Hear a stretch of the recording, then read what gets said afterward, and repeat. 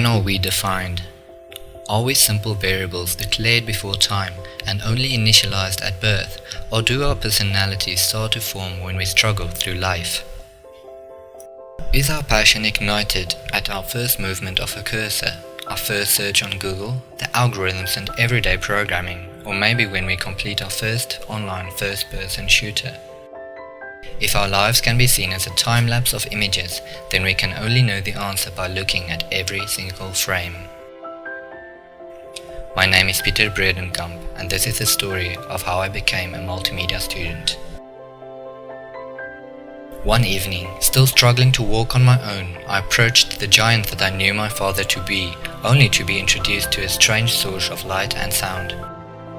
I had endless fun solving simple math problems, playing games such as the Magic School Bus by Scholastic.com, and secretly developing analytical and problem-solving skills. A new era had started.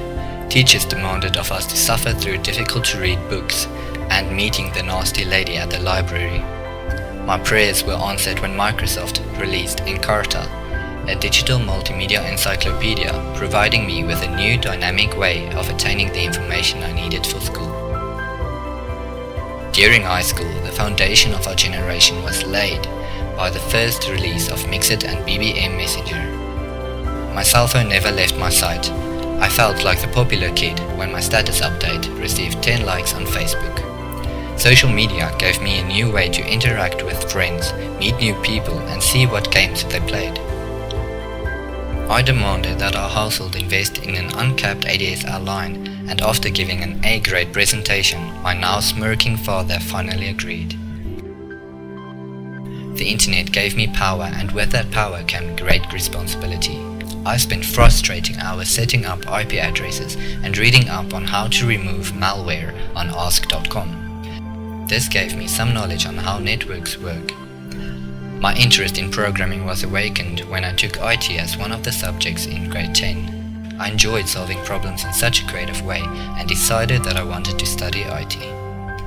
After school, I couldn't decide whether to study multimedia or BIT. BIT would have introduced me to the world of business, calculus, and a job in which my creativity would be limited.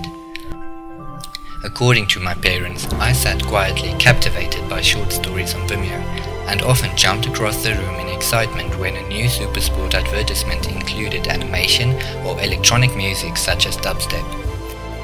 I knew I could use my programming skills to create websites, animations and games to be forms of art. Welcome at Tux, study hard and remember, do everything at least once. Those were the words that filled me with excitement on my first day on campus. Finally, I could meet people with the same interests as me.